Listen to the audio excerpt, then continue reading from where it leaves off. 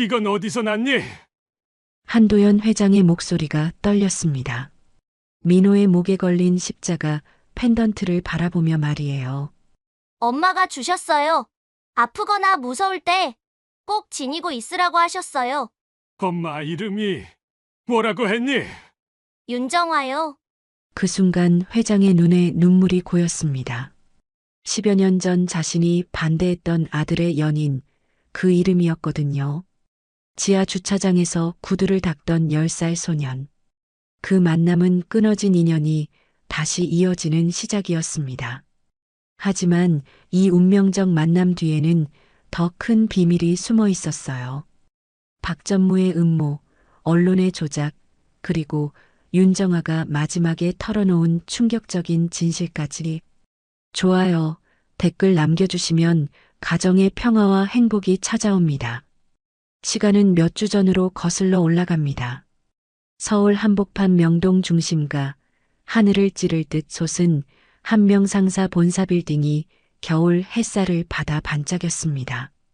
30층 높이의 유리벽면에는 정직과 신뢰라는 회사 슬로건이 금색 글씨로 새겨져 있었죠. 그런데 그 화려한 외관과는 달리 건물 지하 주차장은 어둡고 차갑기만 했습니다. 지하 2층 주차장 한쪽 구석, 시멘트 기둥 옆에 작은 나무 상자가 놓여 있었어요. 상자 위에는 까만 구두약통 여러 개와 낡은 솔, 그리고 때가 탄 헝겊 조각들이 가지런히 정리되어 있었습니다. 그 앞에 쪼그리고 앉은 10살짜리 소년의 손길이 바삐 움직이고 있었죠. 민호는 오늘도 새벽 7시부터 이곳에 나와 있었습니다. 작은 손에 솔을 쥐고 지나가는 직장인들의 구두를 정성스럽게 닦아주었어요. 아직 어린 나이였지만 그의 손놀림은 제법 능숙했습니다.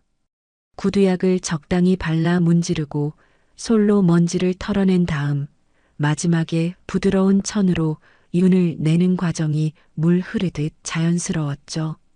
민호의 얼굴은 또래보다 야윈 편이었습니다. 하지만 그의 눈빛만큼은 또렷하고 깊었어요.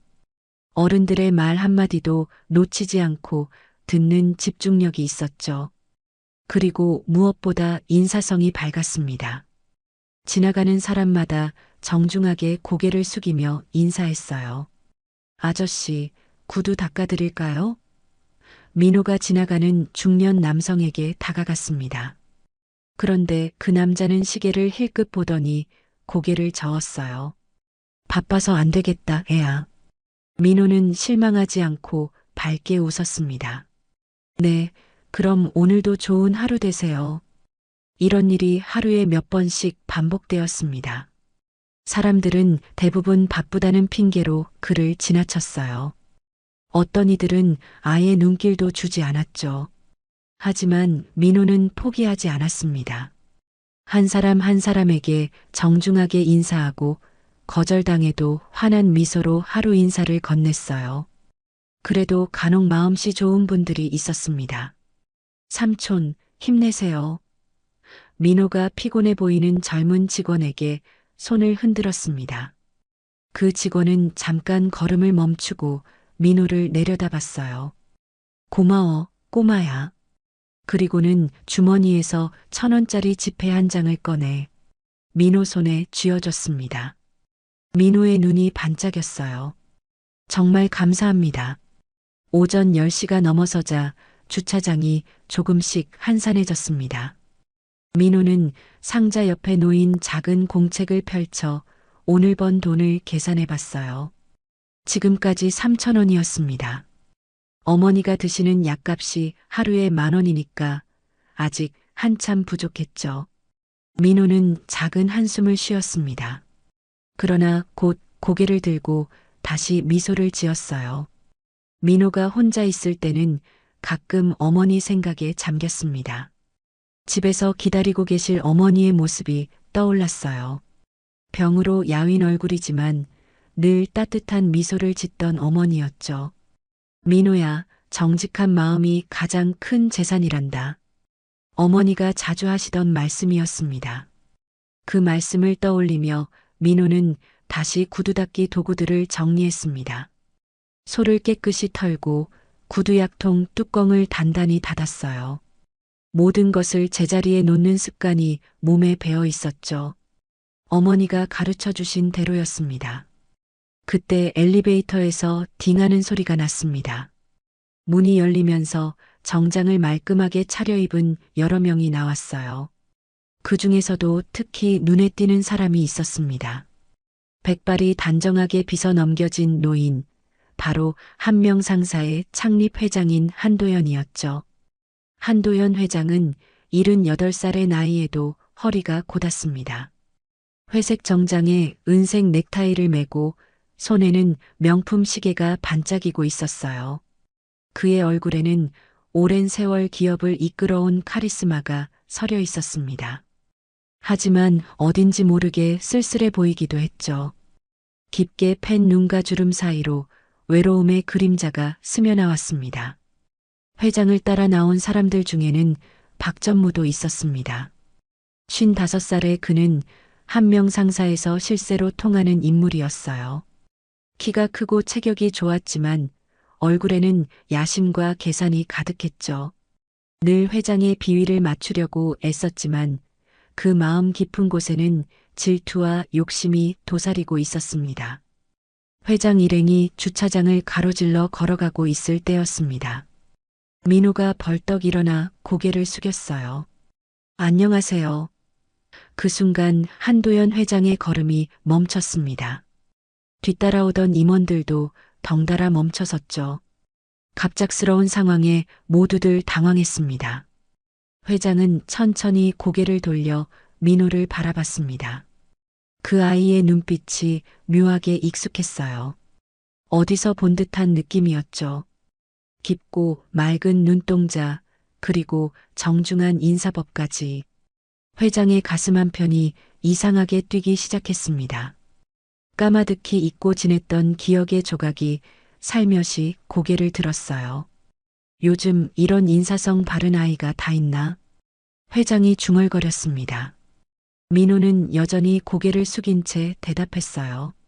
어르신, 구두 닦아드릴까요? 그 말에 회장의 눈가가 미세하게 떨렸습니다. 정중한 말씀이 오랫동안 듣지 못했던 것이었거든요. 하지만 그때 옆에 서 있던 박전무가 나섰습니다. 그는 회장이 그 아이에게 관심을 보이는 것이 맞득지 않았어요. 자신의 존재감이 줄어들 것 같은 불안감이 들었죠. 회장님, 이런 애들이 자꾸 드나들면 회사 이미지에 안 좋습니다. 박전무의 목소리에는 차가운 기운이 섞여 있었습니다. 민호는 박전무의 말을 듣고도 위축되지 않았어요. 오히려 더 정중하게 인사했습니다. 죄송합니다. 방해가 되었나요? 그 순간 한도연 회장의 마음속에 무언가가 스쳤습니다. 예전에 자신의 아들도 저렇게 예의 바른 아이였다는 생각이 들었거든요. 그리고 그 아들을 잃고 난 후의 공허함도 함께 떠올랐습니다. 아니야, 괜찮다. 회장이 박전무를 제지했습니다. 그리고 민호에게 다가가 무릎을 살짝 굽혔어요. 오랜만에 아이와 눈높이를 맞춰보는 일이었죠. 이름이 뭐니? 민호예요. 아이가 대답했습니다. 그 순간 회장의 숨이 멎는 듯 했어요. 민호라는 이름이 어딘가에서 들어본 것 같았거든요. 회장은 민호의 얼굴을 자세히 들여다봤습니다. 그러자 가슴 깊은 곳에서 잊었던 기억 하나가 떠올랐어요. 10여 년 전 자신이 반대했던 아들의 연인이 했던 말이었죠. 아이 이름은 민호로 짓고 싶어요. 그때는 그런 말을 들을 생각도 없었는데 지금 생각해보니 또렷하게 기억났습니다. 박전무는 회장의 표정 변화를 예리하게 포착했습니다. 뭔가 심상치 않은 기운이 감지되었어요. 자신이 모르는 사연이 있는 것 같았죠. 그는 재빨리 분위기를 바꿔보려 했습니다. 회장님, 시간이 늦어지고 있습니다. 이사회 준비를 해야죠. 하지만 한도연 회장은 여전히 민호를 바라보고 있었습니다. 그 아이의 모습에서 자꾸만 기시감이 들었어요. 특히 그 눈빛이 그랬습니다. 어디선가 본 듯한, 그리고 그리워했던 누군가의 눈빛 말이에요. 회장의 마음 한구석에서 오래된 상처가 아리기 시작했습니다. 그날 이후 한도연 회장은 묘한 기분으로 지냈습니다. 민호라는 이름이 자꾸만 머릿속을 맴돌았어요. 그 아이의 눈빛도 계속 떠올랐죠. 하지만 바쁜 일정 때문에 그런 생각들을 깊이 파고들 여유는 없었습니다. 며칠 뒤 한 명 상사의 중요한 날이 찾아왔습니다. 미국 최대 유통업체인 글로벌마트와의 대규모 계약 미팅이었어요. 이 계약이 성사되면 회사 매출이 30%나 늘어날 예정이었죠. 그만큼 중요한 자리였습니다. 회의실 준비는 이틀 전부터 시작되었습니다. 20층 대회의실에는 고급 테이블보가 깔리고 회사 소개 자료가 완벽하게 정리되었어요. 통역 담당자인 김 과장도 며칠 전부터 자료를 숙지하며 준비했습니다. 모든 것이 완벽해 보였죠. 그런데 미팅 당일 아침 예상치 못한 일이 벌어졌습니다.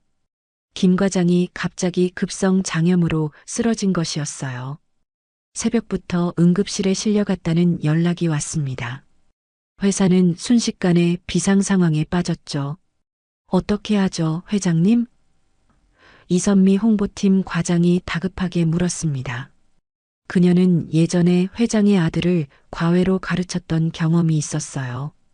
그래서 회장과는 조금 다른 관계였죠. 신뢰받는 직원 중 하나였습니다.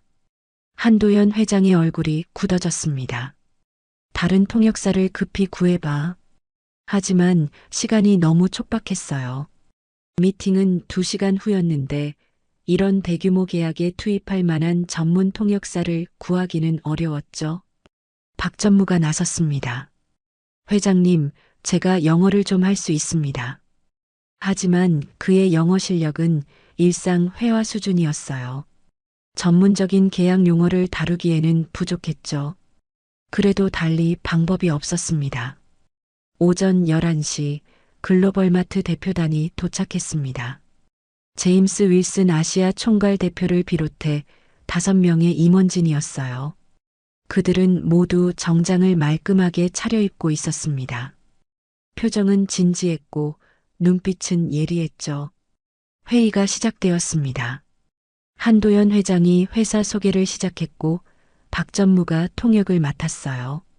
처음에는 별 문제가 없어 보였습니다. 간단한 인사말과 회사 개요 정도는 무난하게 전달되었죠. 하지만 계약 조건을 논의하기 시작하면서 문제가 드러났습니다.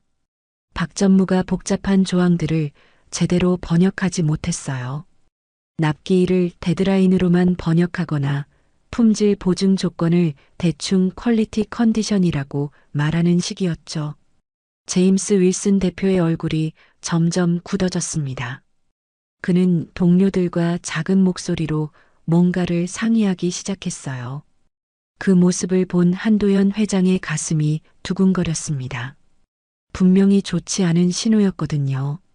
미스터 한, 우리가 요구한 조건들이 정확히 반영되지 않는 것 같은데요. 제임스가 말했습니다. 박 전무는 땀을 흘리며 다시 번역을 시도했지만 더욱 엉망이 되었어요. 회장님, 그분이, 조건이, 반영이, 문장조차 제대로 이어지지 않았습니다.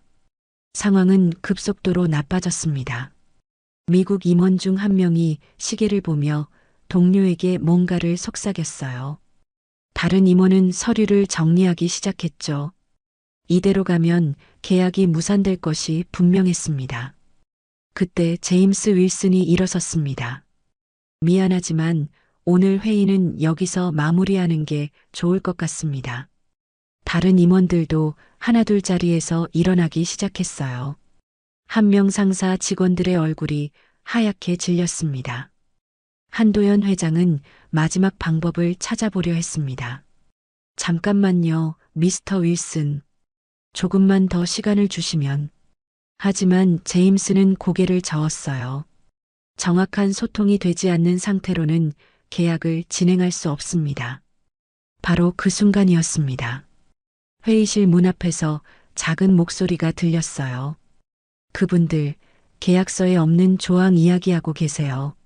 모든 사람이 깜짝 놀라 돌아봤습니다. 문틈 사이로 민호의 작은 얼굴이 보였어요. 민호는 구두 닦기를 하러 왔다가 회의실 앞을 지나게 되었습니다. 그런데 안에서 들리는 영어 대화가 귀에 들어왔어요. 그는 유튜브로 영어 공부를 하고 있었거든요. 길거리 간판이나 광고 문구도 하나하나 찾아보며 독학하고 있었죠. 저기요. 민호가 조심스럽게 말했습니다. 그 아저씨가 추가 납기 조건이라고 했는데 계약서에는 없는 거죠. 회의실이 조용해졌습니다. 모든 시선이 그 작은 소년에게 집중되었어요. 제임스 윌슨이 놀란 표정으로 민호를 바라봤습니다. 그리고 동료에게 뭔가를 확인했어요. 정말로 그들이 추가 조건에 대해 이야기하고 있었던 것이었죠. 박 전무는 그 부분을 아예 번역하지 못했었습니다. 한도연 회장의 눈이 번쩍 뜨였습니다. 그는 재빨리 상황을 파악했어요. 민호가 말한 내용이 정확하다면 지금까지의 소통 오류를 바로잡을 수 있었죠. 민호야, 그분들이 또 뭐라고 하셨니? 민호는 조금 주저하다가 대답했습니다. 품질 보증 기간도 말씀하셨어요. 더 길게 하고 싶다고 하시는 것 같아요. 그 말을 들은 제임스 윌슨의 표정이 환해졌습니다. 회장은 즉시 결단을 내렸습니다. 미스터 윌슨, 이 아이의 도움을 받아서 다시 시작해도 될까요? 제임스는 민호를 신기하게 바라보며 고개를 끄덕였어요. 물론입니다. 정확한 소통이 가능하다면요. 비서팀이 임시 출입증을 발급했고 민호는 통역 보조 자격으로 구석에 대기했습니다. 하지만 그의 귀는 모든 대화를 놓치지 않고 들었어요. 복잡한 계약 조건들이 오가는 동안 그는 중요한 부분들을 하나씩 알려줬죠. 민호의 도움으로 회의는 다시 정상 궤도에 올랐습니다. 1시간 후 계약은 성공적으로 체결되었습니다. 제임스 윌슨이 한도연 회장과 악수하며 웃었어요. 좋은 파트너가 될 수 있을 것 같습니다. 회의실에는 안도의 숨소리가 흘렀죠. 하지만 박 전무의 얼굴은 어두웠습니다. 자신의 실수로 위기가 왔고 그걸 어린아이가 해결한 것이었거든요. 게다가 회장이 그 아이를 바라보는 눈빛이 예사롭지 않았어요. 질투와 위기감이 그의 마음을 파고들었습니다.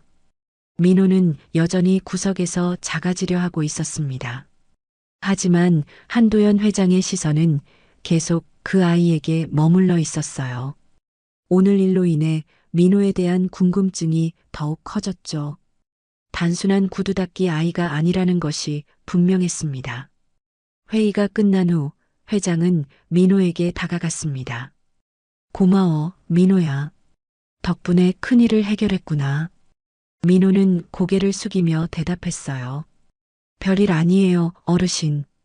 그 순간 회장의 가슴 깊은 곳에서 또다시 뭔가가 꿈틀거렸습니다.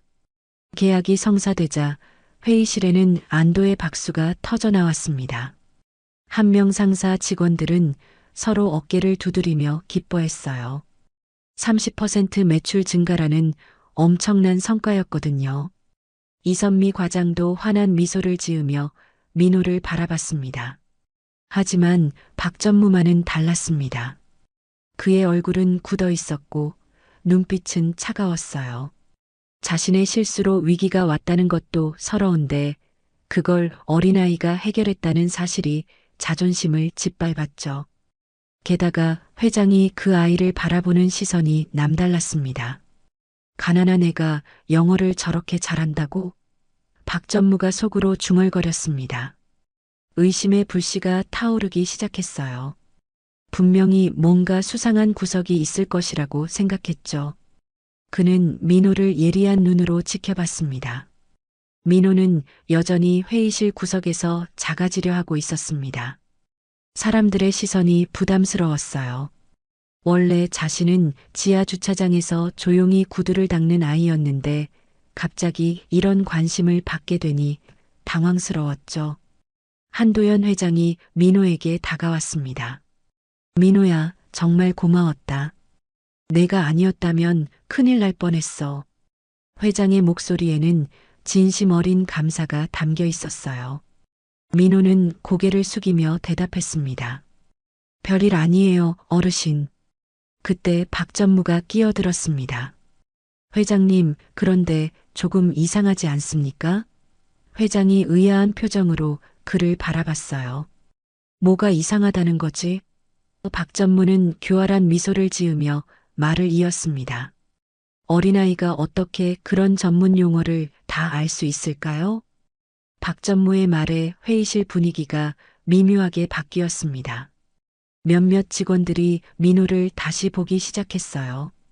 정말로 의심스러운 부분이 있었거든요. 10살짜리 아이가 계약서, 용어까지 정확히 아는 것이 일반적이지는 않았죠. 유튜브로 공부했어요. 민호가 작은 목소리로 대답했습니다. 길에서 영어 간판도 찾아보고. 하지만 박 전무는 고개를 저었어요. 그런 식으로는 저런 수준의 영어를 배울 수 없습니다. 한도연 회장은 박 전무의 말에 일리가 있다고 생각했습니다. 하지만 민호를 의심하고 싶지는 않았어요. 그 아이의 순수한 눈빛을 봤거든요. 설마 그럴 리가. 회장이 중얼거렸습니다. 그런데 박 전무는 포기하지 않았습니다.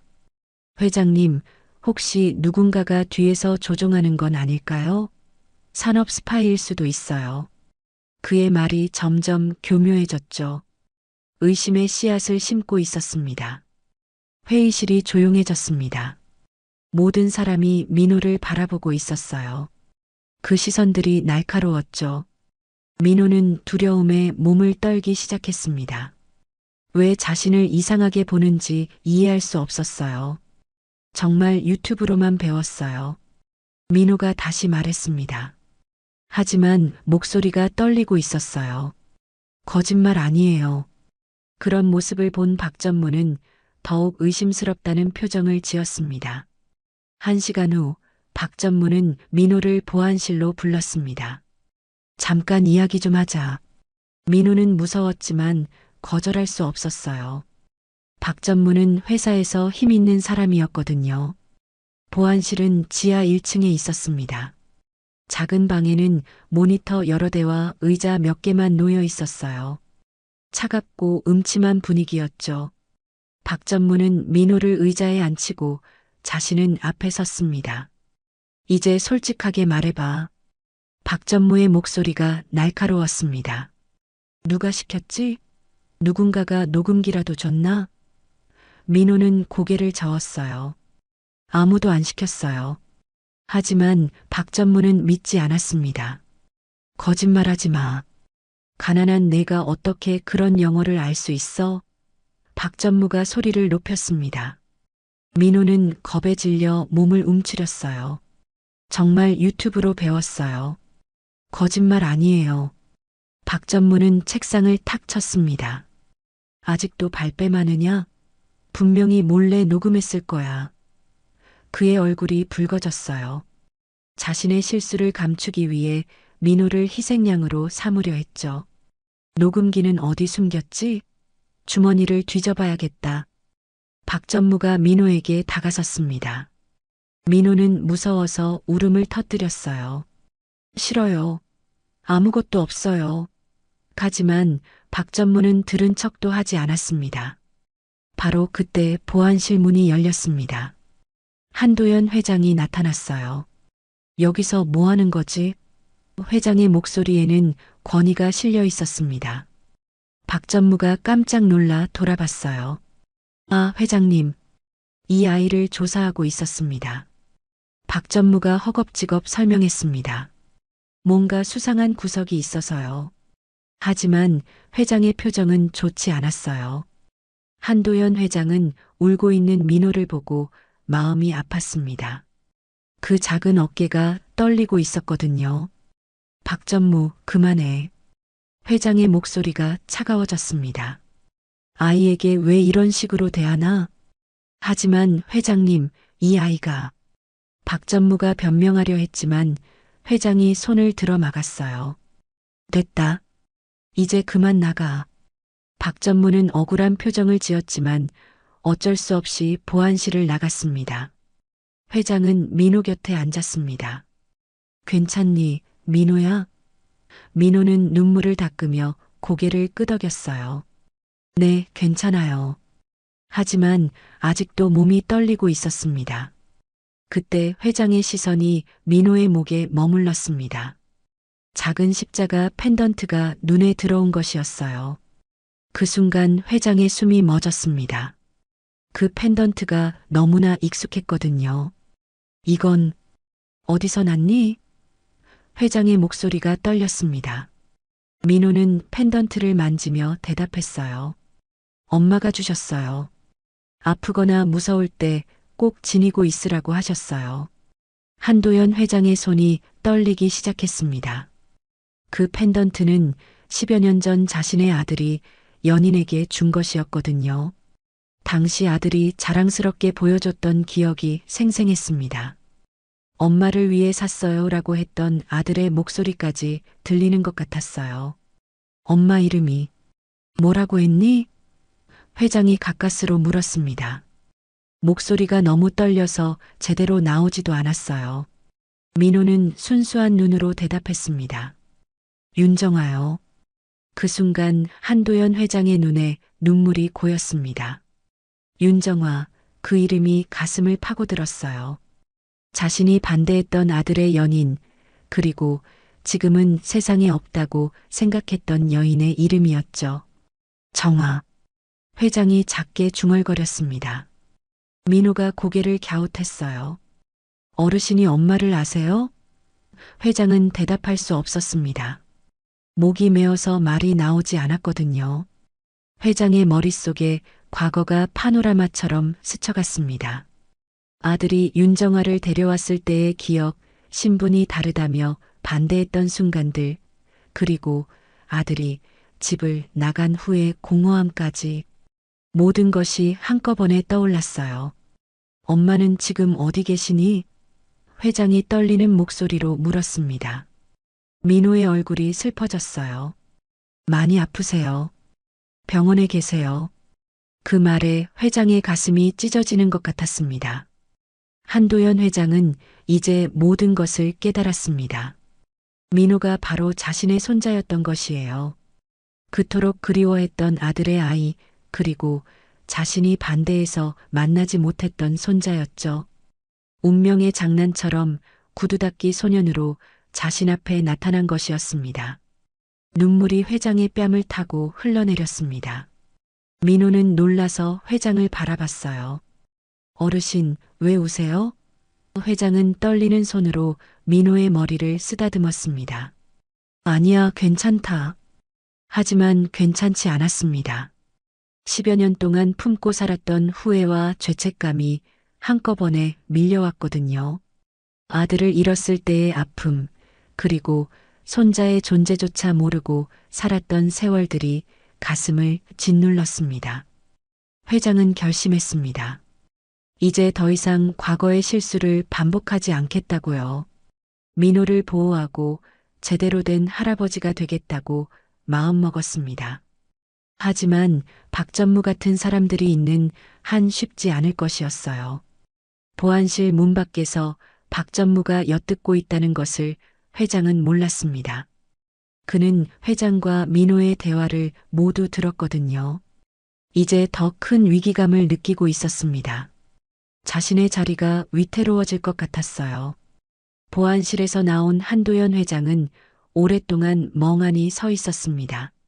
민호가 자신의 손자라는 사실이 아직도 믿어지지 않았어요. 10여 년 만에 찾은 가족이었죠. 하지만 동시에 가슴이 아팠습니다. 그동안 그 아이가 얼마나 힘들게 살았을지 생각하니까요. 회장은 조용히 비서실로 향했습니다. 김 비서가 책상에서 서류를 정리하고 있었어요. 김 비서, 회장이 부르자 김 비서가 고개를 들었습니다. 네, 회장님. 그의 얼굴에는 평소와 다른 진지함이 있었죠. 조사를 부탁하고 싶은 일이 있어. 회장의 목소리가 낮아졌습니다.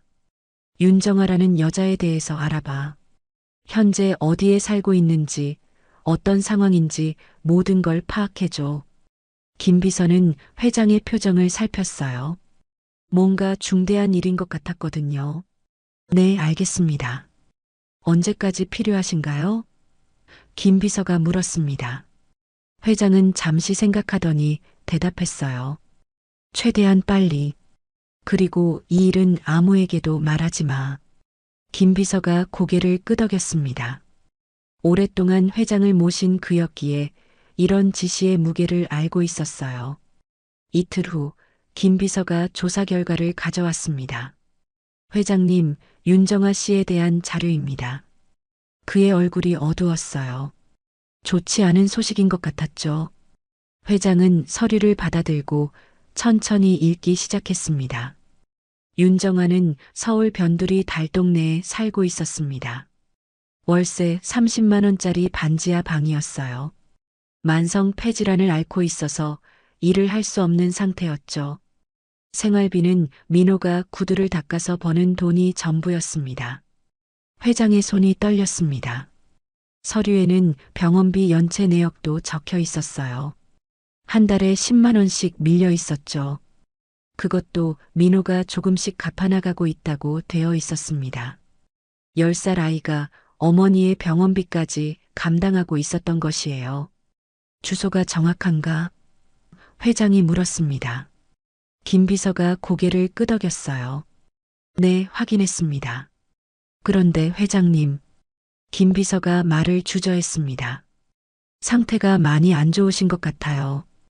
그날 오후 한도연 회장은 운전기사 없이 혼자 차를 몰고 나갔습니다. 오랜만에 직접 운전하는 것이었어요. 목적지는 서울 외곽의 작은 달동네였죠. 좁은 골목길을 따라 올라가니 낡은 다세대 주택들이 빼곡히 들어서 있었습니다. 회장은 차에서 내려 주변을 둘러봤습니다. 자신이 살던 세계와는 너무나 다른 곳이었어요. 빨래가 걸린 베란다, 녹슨 철문, 그리고 좁은 계단들. 이런 곳에서 윤정아와 민호가 살고 있다는 것이 믿어지지 않았죠. 반지하 입구를 찾는 것은 어렵지 않았습니다.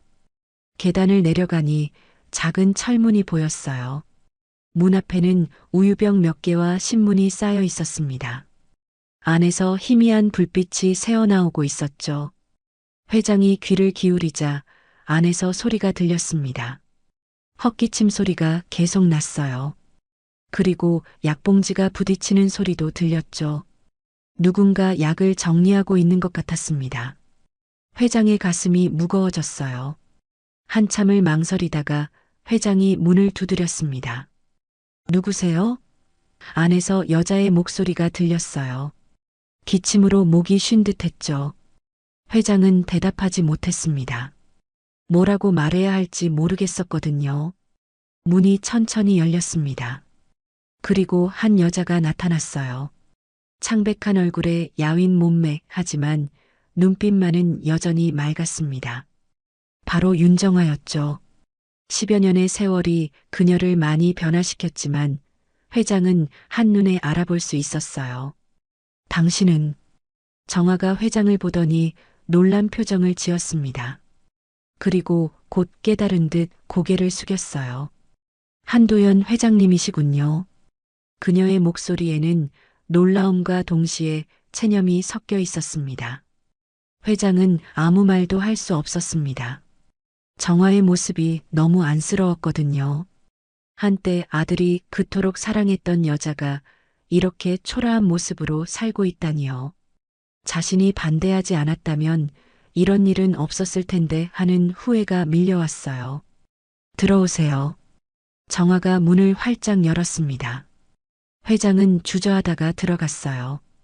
방은 정말 좁았습니다. 원룸도 아니고 고작 몇 평 되지 않는 공간이었죠. 그래도 깔끔하게 정리되어 있었어요. 정화의 성격이 그대로 드러나는 부분이었습니다. 작은 탁자 위에는 약봉지들이 가지런히 놓여 있었습니다. 기침약, 소염제, 항생제까지 여러 종류였어요. 벽에는 민호가 그린 듯한 그림들이 붙어 있었죠. 엄마 사랑해라고 적힌 편지도 보였습니다. 그 아이가 당신 아들이군요. 정화가 미소를 지으며 말했습니다. 기침 때문에 목소리가 잠겨 있었지만 그 미소만은 따뜻했어요. 민호 말이에요. 정말 착한 아이랍니다. 회장의 목이 메었습니다. 정화 씨, 간신히 이름을 불렀어요.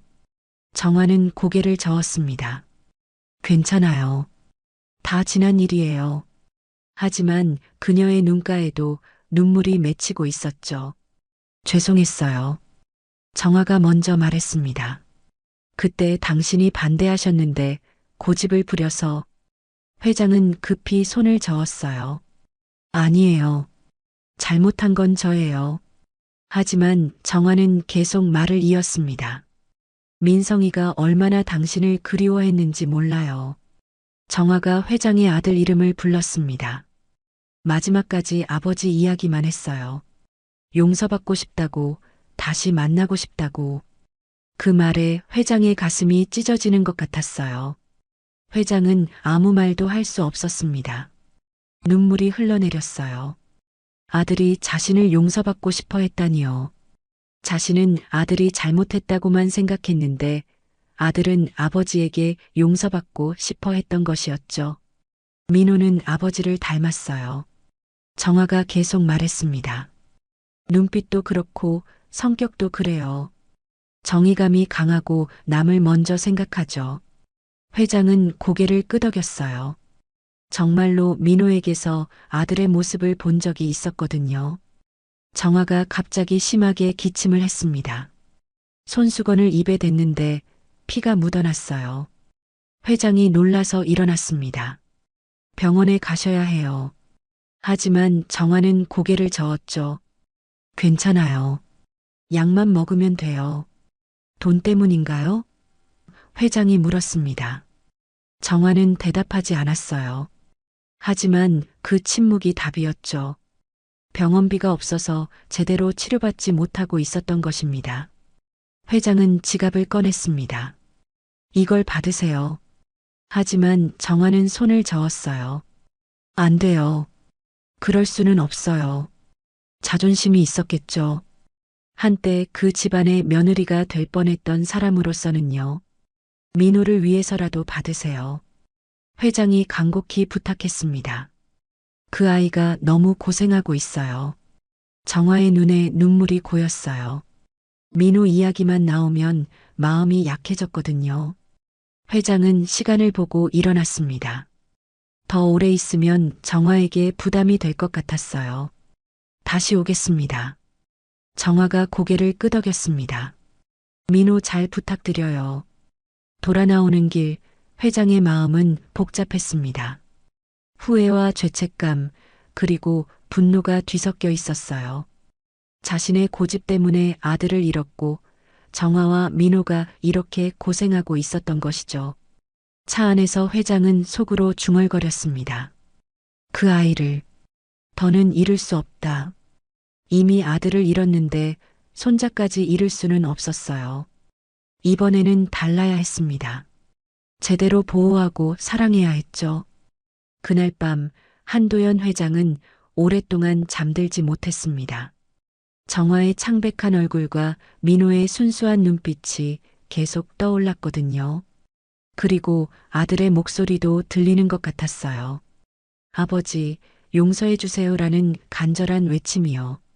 그 다음 날부터 박전무는 본격적으로 움직이기 시작했습니다. 그는 오랫동안 언론계에 인맥을 쌓아왔거든요.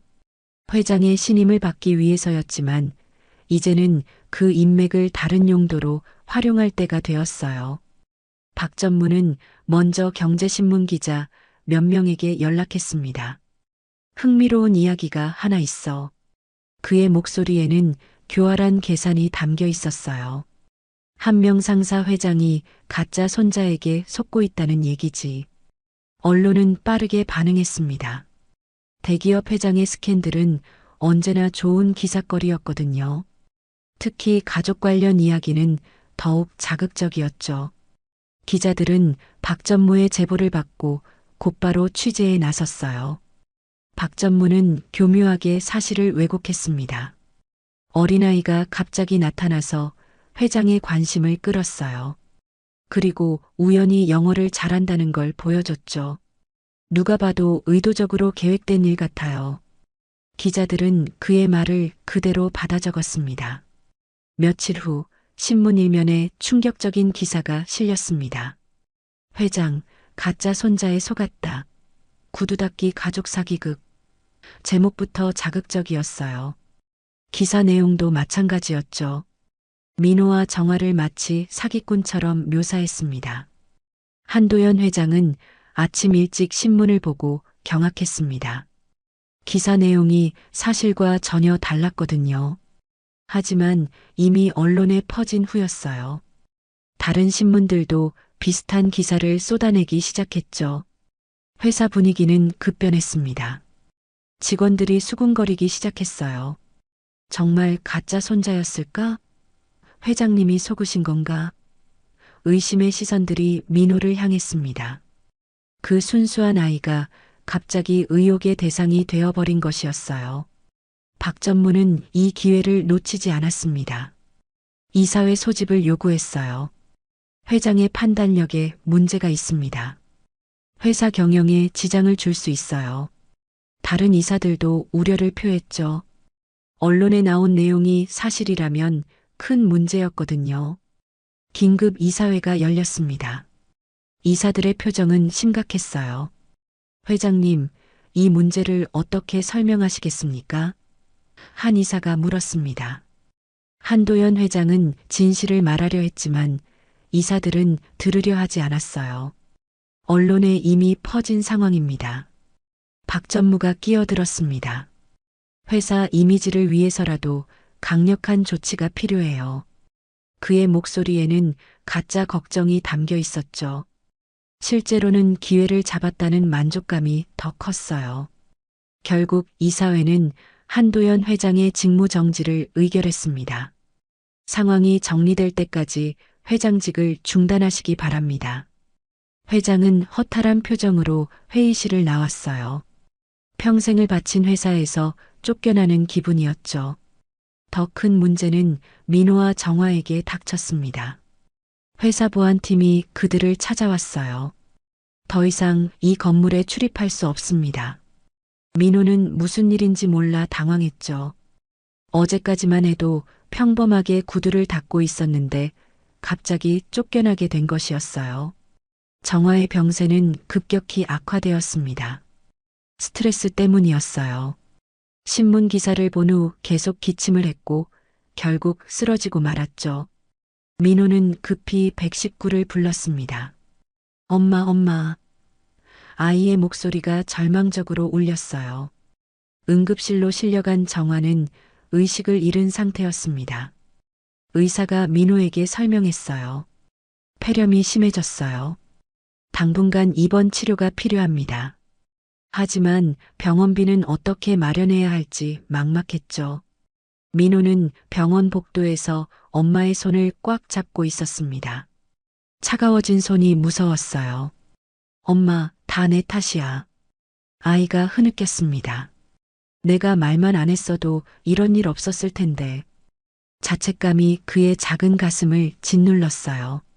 간병실에는 민호 혼자뿐이었습니다. 다른 가족이나 친척은 없었거든요.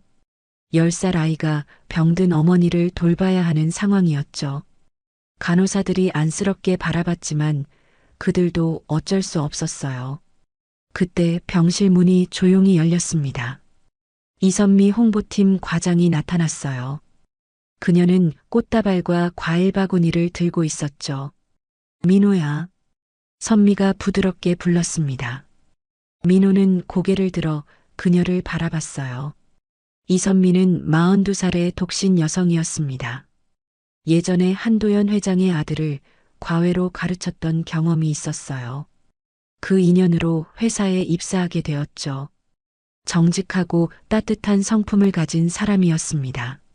엄마는 어떠니? 선미가 물었습니다.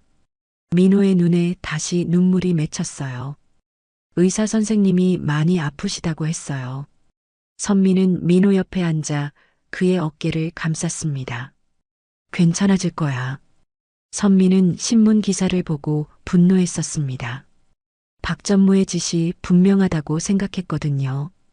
그는 항상 자신의 이익만 생각하는 사람이었어요. 순수한 아이를 이용해서 권력 다툼을 벌이는 모습이 역겨웠죠. 넌 잘못한 게 없어. 선미가 민호에게 말했습니다. 세상이 틀린 거야. 내가 도와줄게. 그녀의 따뜻한 손이 아이의 눈물을 닦아줬어요. 민호는 처음으로 안도감을 느꼈습니다. 자신을 믿어주는 어른이 있다는 것이 고마웠거든요. 선미는 예전에 가르쳤던 회장의 아들 생각이 났습니다. 그 아이도 지금의 민호처럼 순수하고 착했었어요. 하지만 아버지와의 갈등으로 결국 비극적인 결말을 맞았죠. 이번에는 그런 일이 반복되어서는 안 된다고 생각했습니다.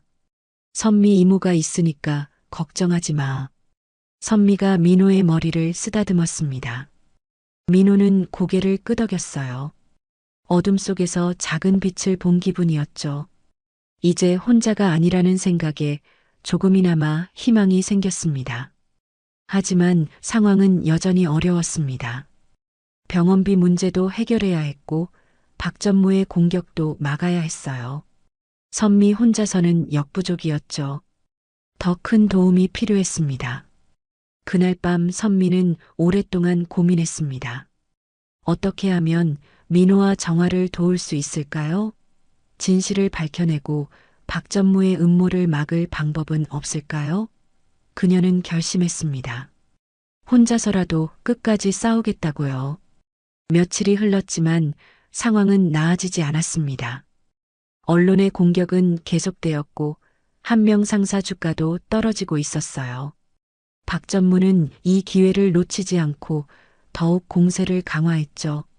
그는 이제 회장의 자리까지 노리고 있었습니다. 박전무는 긴급 기자회견을 소집했습니다. 한 명 상사의 신뢰 회복을 위해 진실을 밝히겠다는 명분이었어요. 하지만 실제로는 한도연 회장을 완전히 몰아내려는 속셈이었죠. 그는 회사의 실질적 경영권을 잡고 싶었습니다.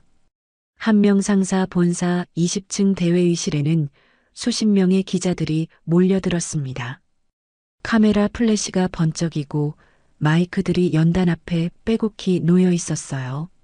분위기는 살벌했죠. 모든 사람이 큰 사건을 기대하고 있었습니다. 박전무는 정장을 말끔하게 차려입고 연단에 섰습니다. 그의 얼굴에는 승리의 확신이 드러나 있었어요. 오늘 이 자리에서 한 명 상사를 둘러싼 모든 의혹을 해결하겠습니다. 기자들이 펜을 들고 기다렸죠.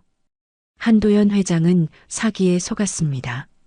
박전무가 큰 소리로 외쳤습니다. 회의장이 조용해졌어요. 구두닦이 가족이 정교하게 계획한 사기극이었습니다. 어린아이를 이용해서 회장의 동정심을 자극한 것이죠. 박전무는 준비해온 자료들을 꺼내 들었습니다. 이 아이가 갑자기 영어를 잘하게 된 것도 수상합니다. 누군가 뒤에서 조종하고 있다는 증거예요. 기자들이 카메라 셔터를 눌러댔어요. 더 심각한 것은 회장이 이런 명백한 사기에 속아서 회사 경영까지 흔들리고 있다는 점입니다. 박전무의 목소리에 힘이 들어갔어요. 한 명 상사의 미래를 위해서라도 강단 있는 결정이 필요합니다. 그때 회의장 뒤쪽 문이 열렸습니다. 휠체어를 탄 한도연 회장이 천천히 입장하고 있었어요. 며칠 전부터 몸이 좋지 않아서 휠체어를 이용하고 있었죠. 하지만 그의 눈빛만큼은 예전과 다름없이 날카로웠습니다. 박전무의 얼굴이 굳어졌습니다. 회장이 나타날 것이라고는 예상하지 못했거든요. 기자들도 웅성거리기 시작했어요. 갑작스러운 상황에 모두가 당황했죠. 한도연 회장은 휠체어를 타고 연단 앞까지 왔습니다. 그리고 박전무를 똑바로 바라봤어요. 속은 건 내가 아니라 내 놈들이지. 회장의 목소리가 회의장에 울려 퍼졌습니다. 박전무는 당황했지만 곧 진정했습니다. 회장님, 지금 무슨 말씀을 하시는 겁니까? 하지만 회장은 미소를 지었어요. 오랫동안 준비해온 순간이었거든요. 회장은 가방에서 서류 뭉치를 꺼냈습니다. 유전자 검사 결과다. 기자들이 숨을 죽이고 지켜봤어요. 이 아이는 내 아들의 아들이다. 내 손자다. 그 순간 회의장이 술렁이기 시작했습니다. 박전무의 얼굴이 하얗게 질렸습니다. 유전자 검사 결과라니요. 그런 것까지 준비했을 줄은 몰랐어요. 자신의 계획이 무너지는 소리가 들리는 것 같았죠. 국립서정대 법의유전센터에서 실시한 검사입니다. 회장이 서류를 들어 올렸어요. 법적 효력을 갖는 친자 확인 결과가 나왔습니다. 기자들이 카메라를 연신 눌러댔습니다. 박전무는 마지막 발악을 시도했습니다. 그래도 사기 의혹은 남아 있습니다. 아이가 일부러 접근한 건 분명해요. 하지만 회장은 고개를 저었어요. 내가 한 짓을 다 알고 있다. 회장의 목소리가 차가워졌습니다. 언론 조작, 허위 사실 유포, 그리고 회사 기밀 누설까지. 박전무의 얼굴이 더욱 창백해졌어요. 회장은 또 다른 서류를 꺼냈습니다. 내가 기자들에게 보낸 이메일들이다. 모든 증거가 다 있어. 박전무는 뒤로 물러섰어요. 자신이 한 일들이 모두 밝혀진 것이었죠. 사전에 접수된 수사 의뢰 및 영장 집행 통보에 따라 경찰이 회의장으로 들어왔습니다. 박전무 씨, 동행해 주시기 바랍니다. 업무방해와 명예훼손 혐의였죠. 박전무는 믿을 수 없다는 표정을 지었습니다. 이게 무슨... 박전무가 중얼거렸지만 이미 늦었어요. 수갑이 그의 손목에 채워졌죠. 10여 년간 쌓아온 지위와 권력이 한순간에 무너지는 순간이었습니다. 기자들은 정신없이 사진을 찍고 기사를 작성하기 시작했습니다. 몇 시간 전만 해도 한도연 회장을 몰아세우던 상황이 완전히 뒤바뀐 것이었어요. 이제 박전무가 모든 책임을 져야 할 판이었죠. 박전무가 연행되는 모습을 본 회장은 안도의 숨을 내쉬었습니다. 하지만 표정은 여전히 무거웠어요. 민호와 정화가 겪었을 고통을 생각하니 마음이 아팠거든요. 회장은 기자들을 향해 말했습니다. 내 손자와 며느리에게 큰 상처를 입혔습니다. 진심으로 사과드려요. 그의 목소리에는 진정성이 담겨 있었죠. 앞으로는 가족을 제대로 보살피겠습니다. 회장이 계속 말했어요. 그리고 다시는 이런 일이 일어나지 않도록 회사 시스템을 개선하겠습니다. 기자들이 질문을 쏟아내기 시작했죠. 기자회견이 끝난 후 회장은 급히 병원으로 향했습니다. 민호와 정화를 만나야 했거든요. 며칠 동안 못 본 손자가 보고 싶었어요. 그리고 사과도 해야 했죠. 병원 복도를 지나가는 회장의 마음은 복잡했습니다. 박전무는 제거했지만 아직 끝난 게 아니었어요. 회사 안에는 여전히 그의 편을 드는 사람들이 남아 있었거든요. 이들의 반격도 예상해야 했습니다. 하지만 지금은 그런 걱정보다 가족이 우선이었습니다. 10여 년 만에 찾은 손자와 며느리를 제대로 보살펴야 했어요. 이번에는 절대 놓치고 싶지 않았죠. 병실 문 앞에 선 회장은 잠시 주저했습니다. 민호가 자신을 어떻게 바라볼까요? 혹시 원망하고 있지는 않을까요? 하지만 곧 문을 열었어요. 더 이상 미룰 수는 없었거든요.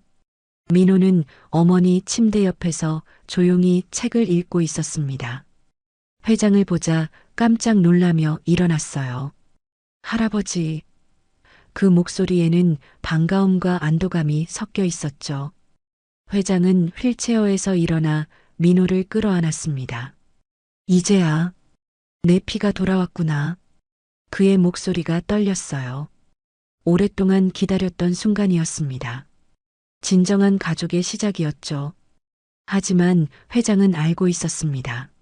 아직 진정한 시련이 남아있다는 것을요. 박전무는 사라졌지만 그의 잔당들이 남아있었어요. 그들이 어떤 반격을 가해올지 예측할 수 없었죠. 방심해서는 안 되는 상황이었습니다. 병실은 고요했습니다. 오후 햇살이 창문을 통해 들어와 하얀 침대보 위에 따뜻한 빛을 만들고 있었어요. 윤정아는 산소 마스크를 쓴 채 누워 있었죠. 얼굴이 많이 야위었지만 민호를 바라보는 눈빛만큼은 여전히 따뜻했습니다. 한도연 회장은 침대 옆 의자에 앉아 정화의 손을 조심스럽게 잡았습니다. 그 손이 너무 차가웠어요. 몇 주 사이에 병세가 급격히 악화된 것 같았죠. 의사는 시간이 얼마 남지 않았다고 했습니다.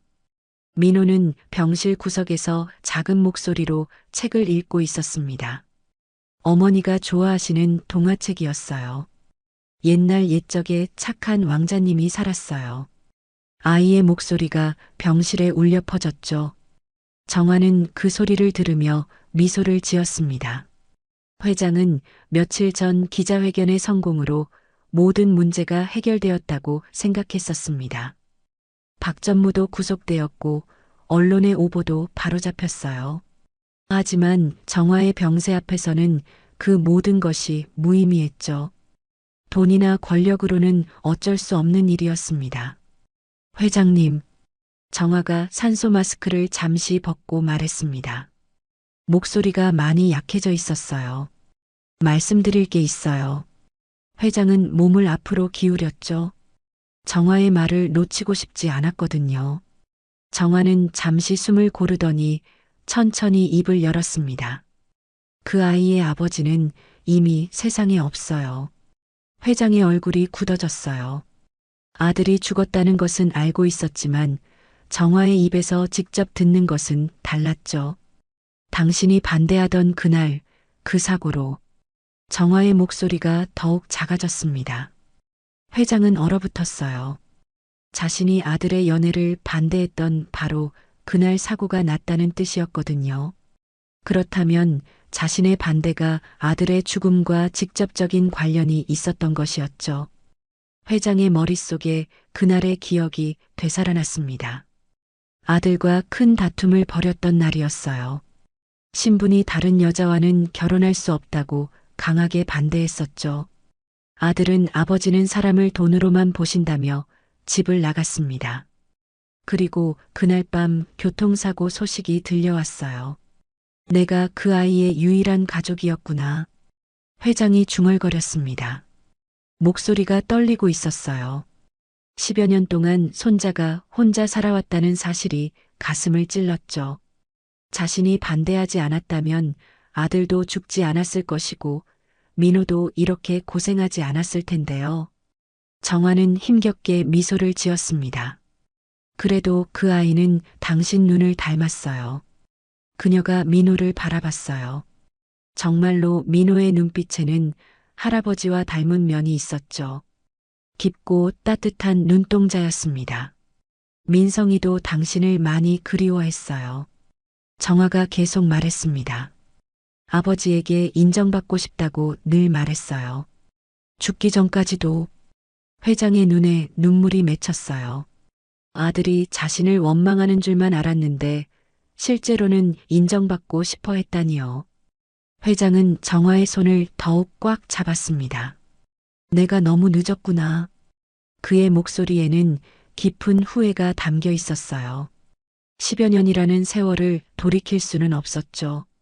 하지만 적어도 남은 시간만큼은 제대로 해야겠다고 생각했습니다. 정화의 눈가에 눈물이 흘러내렸습니다.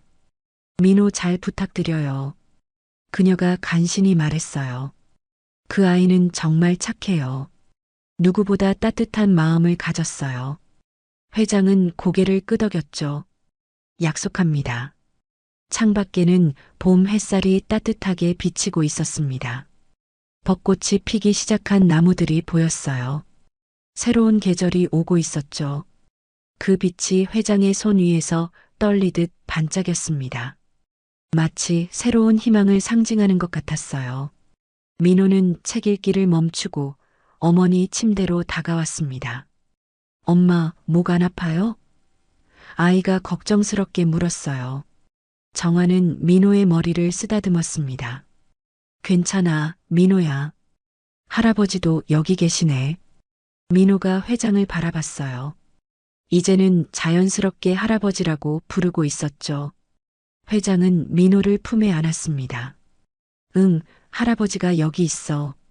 정화는 두 사람을 바라보며 안도의 미소를 지었습니다. 이제 민호가 혼자가 아니라는 것이 무엇보다 다행이었어요.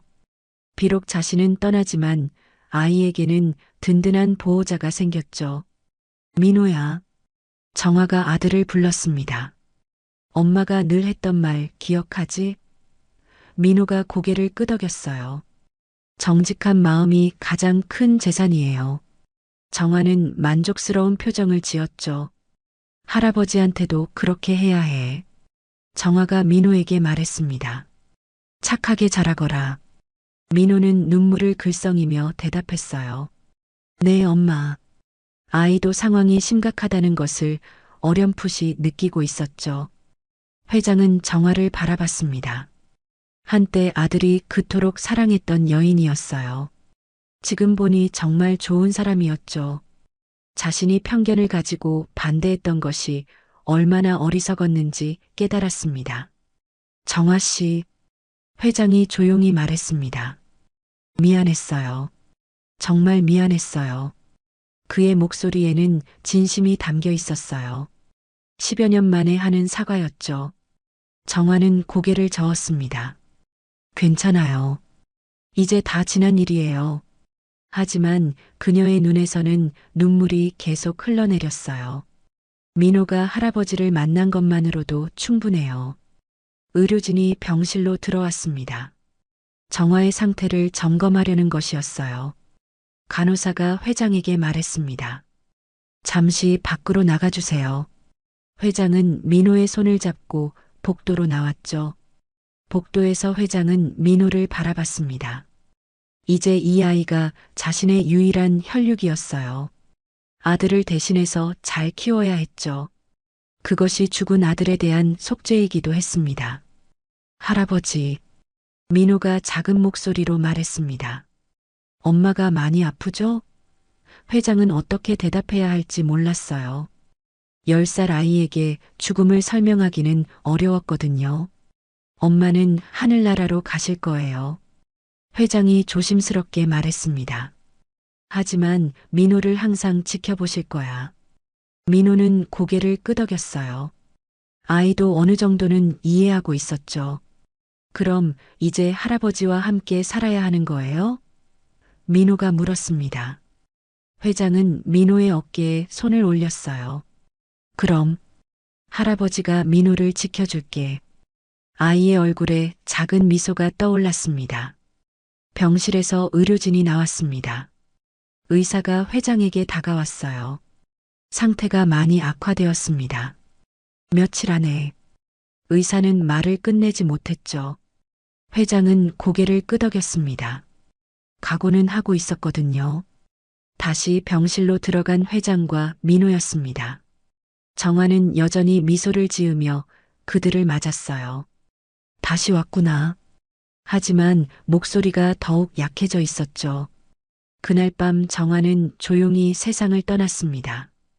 마지막까지 민호와 회장의 손을 잡고 있었어요. 평온한 얼굴이었죠. 마치 모든 걱정을 내려놓은 것 같았습니다. 민호는 어머니의 죽음을 담담하게 받아들였습니다. 아이답지 않게 성숙한 모습이었어요. 어머니가 더 이상 아프지 않는다는 것을 이해하고 있었죠. 장례식은 조용히 치러졌습니다. 회장이 모든 것을 주선했어요. 정화는 회장의 아들 옆에 묻혔죠. 10여 년 만에 재회한 것이었습니다. 몇 달이 흘렀습니다. 서울에는 다시 봄이 찾아왔어요. 한명 상사 본관 앞 광장에는 벚꽃이 만개했죠. 분홍빛 꽃잎들이 바람에 날려 마치 축제 같은 분위기를 연출하고 있었습니다. 본관 건물 정면에는 큰 현수막이 걸려 있었어요. 민호 장학재단 설립식이라는 글자가 선명하게 적혀 있었죠. 오늘은 한도연 회장이 오랫동안 준비해온 특별한 날이었습니다. 광장에는 수백 명의 사람들이 모여 있었습니다. 언론사 기자들, 회사 임직원들, 그리고 시민들까지 모두들 이 뜻깊은 행사를 지켜보려고 온 것이었어요. 무대 위에는 마이크와 연단이 준비되어 있었죠. 한도연 회장은 새로 맞춘 검은색 정장을 입고 있었습니다.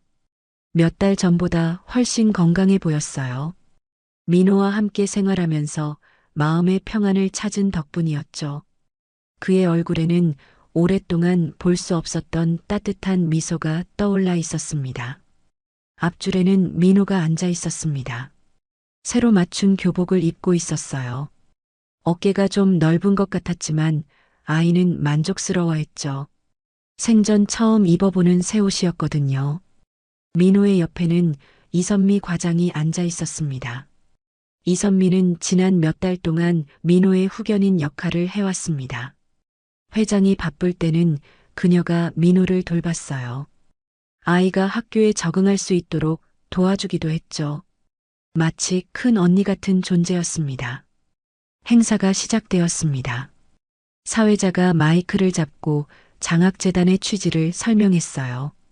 가난 때문에 꿈을 포기하는 아이들이 없도록 돕는 것이 목적입니다. 청중들이 박수를 쳤죠. 한도연 회장이 연단으로 올라갔습니다. 그는 잠시 침묵하며 앞에 앉은 민호를 바라봤어요. 그리고 천천히 입을 열었습니다. 오늘 이 자리에 서게 된 것은 한 아이 덕분입니다. 그 아이는 저에게 잊었던 것을 일깨워줬습니다. 회장의 목소리가 마이크를 통해 울려 퍼졌어요. 진정한 가치가 무엇인지, 사람다운 삶이 무엇인지 말입니다. 청중들이 조용히 경청했죠.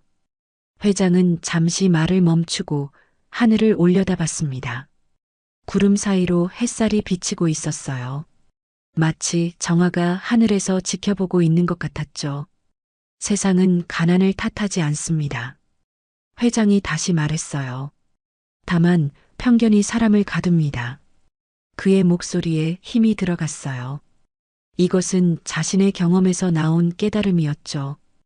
우리가 만든 벽이 아이들의 꿈을 막고 있었습니다. 민호는 할아버지의 말을 듣고 있었습니다.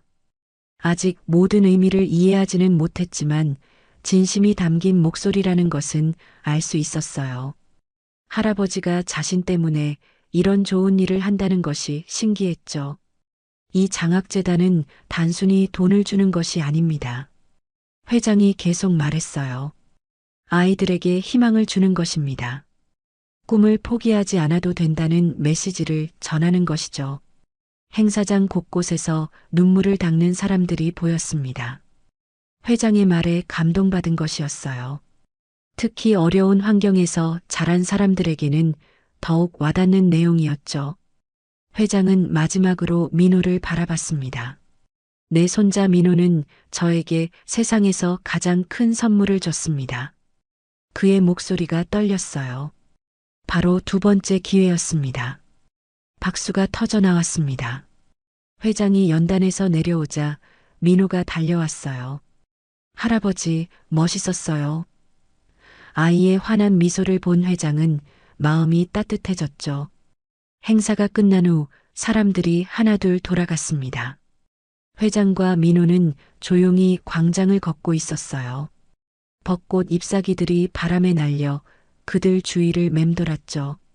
할아버지, 민호가 갑자기 멈춰섰습니다. 잠깐만 기다려주세요. 아이가 어디론가 뛰어갔어요. 회장은 의아해하며 기다렸죠. 잠시 후 민호가 돌아왔습니다. 손에는 낡은 나무 상자를 들고 있었어요. 바로 구두 닦기 도구를 담던 그 상자였죠. 이것 좀 드릴게요. 민호가 상자를 회장에게 내밀었습니다. 회장은 놀란 표정으로 상자를 받아들었습니다. 이건 그 상자를 보자 처음 민호를 만났던 날의 기억이 떠올랐어요. 지하 주차장의 그 순간이 모든 것의 시작이었죠. 이건 제가 처음 기억하는 물건이에요. 민호가 말했습니다. 그날 할아버지를 처음 만난 날이요. 아이의 목소리에는 그리움이 담겨 있었어요. 회장은 상자를 자세히 들여다봤습니다. 낡은 구두약통들과 헝겊 조각들이 그대로 들어 있었어요. 민호가 얼마나 소중히 간직했는지 알 수 있었죠. 왜 이걸 주려고 하니? 이제 더 이상 필요 없으니까요. 민호가 웃으며 대답했습니다. 할아버지가 있으니까 구두 안 닦아도 돼요. 그 말에 회장의 마음이 뭉클해졌어요. 회장은 민호의 머리를 쓰다듬었습니다. 그 기억이 내 인생을 구했단다. 그의 목소리가 따뜻했어요. 정말로 그날의 만남이 모든 것을 바꿔놓았거든요. 그럼 할아버지가 간직해 주세요. 민호가 말했습니다. 나중에 할아버지가 저를 잊을 뻔하면 그걸 보고 기억해요. 아이의 순수한 말에 회장은 웃음이 났어요. 절대 잊지 않을 거야. 회장이 약속했습니다. 우리 민호를 어떻게 잊겠니? 그리고는 상자를 소중히 안았어요. 앞으로 이 상자는 그의 서재에서 가장 귀중한 물건이 될 것이었죠. 그날 저녁 회장의 집 서재에는 그 낡은 상자가 놓여 있었습니다. 회장은 상자를 바라보며 지난 일들을 떠올렸어요. 박전무의 음모, 정화의 죽음, 그리고 민호와의 만남까지 모든 것이 운명이었던 것 같았습니다. 만약 그날 민호를 만나지 못했다면 어떻게 되었을까요? 아마 여전히 외로운 노인으로 살고 있었을 것이에요. 진정한 가족의 의미도 모른 채 말이죠. 민호는 자신의 방에서 숙제를 하고 있었습니다. 새 학교에 적응하느라 바빴어요. 하지만 불평하지 않았죠. 오히려 배우는 것을 즐거워했습니다. 어머니가 늘 말씀하셨던 정직한 마음을 잊지 않고 있었어요. 이선미 과장은 이제 민호의 공식적인 보호자가 되었습니다. 회장이 부탁한 일이었어요. 그녀는 기꺼이 그 역할을 맡았죠. 민호에게는 든든한 지원군이 생긴 셈이었습니다. 한 명 상사도 많이 달라졌습니다. 박전무의 부정부패가 척결되고 새로운 시스템이 도입되었어요. 직원들의 사기도 올랐죠. 회장의 변화된 리더십 때문이었습니다. 무엇보다 회장 자신이 가장 많이 변했습니다. 예전의 차갑고 권위적인 모습은 사라졌어요. 대신 따뜻하고 인간적인 면이 드러났죠. 직원들도 그런 변화를 반기고 있었습니다. 그날 밤 회장은 오랜만에 깊은 잠에 들었습니다. 악몽 대신 좋은 꿈을 꾸었어요. 아들과 정화, 그리고 민호가 함께 있는 꿈이었죠. 모두가 행복한 미소를 짓고 있었습니다. 새벽이 되자 회장은 상쾌하게 잠에서 깼습니다. 창밖으로 따뜻한 봄 햇살이 들어오고 있었어요. 새로운 하루가 시작되는 것이었죠. 민호와 함께 보낼 또 다른 하루 말입니다.